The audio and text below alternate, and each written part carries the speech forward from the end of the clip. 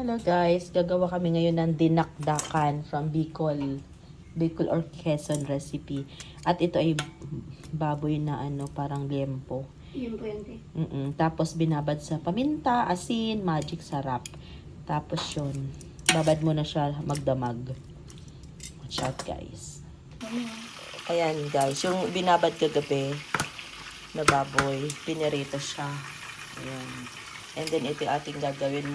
Mayonnaise, kalamansi, sili, and then sibuyas na puti. Ayan. Ang tawag dito ay dinakdakan. Ayan.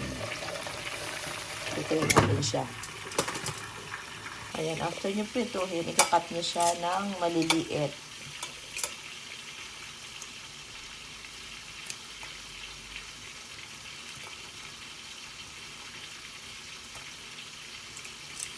Dito siya.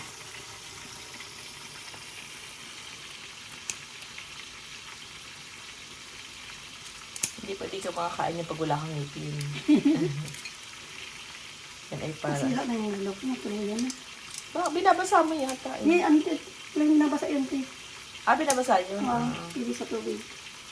Kaya nga sa akin, Dapat pala pag mawalang ipin, hindi masyadong toasta ang pagkakaprito.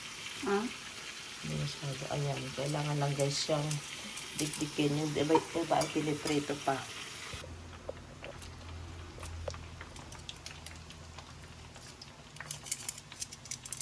Yung iba sinachap-chap lang yan. Iba sinachap. Hindi ginagawa. Talaga dapat maliliit.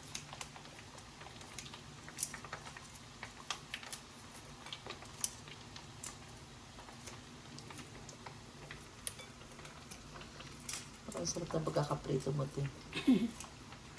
Ikaw magkate.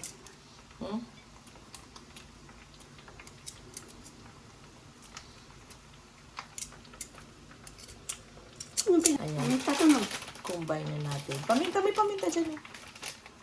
Hindi yan. Isa-isa. Ayan. Hindi ito sa unahan. Ayan.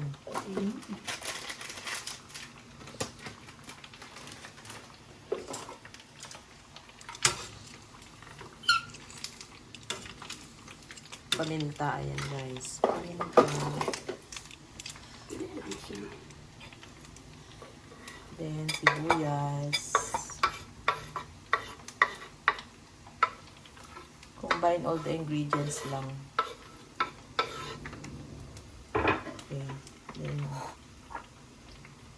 kalamansi. Mayonnaise.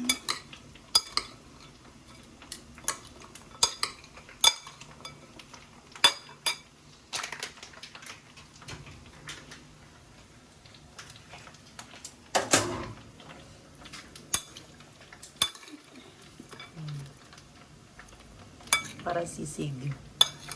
Pero magkaiba. Sarap. Diba?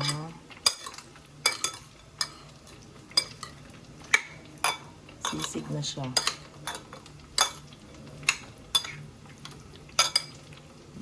Ready to eat na. Sisig na. Pwede kayo mag-prito ng itlog.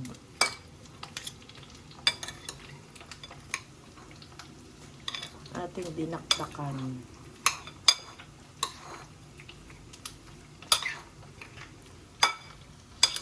Ayan. Thank you for watching. Like and subscribe to our channel.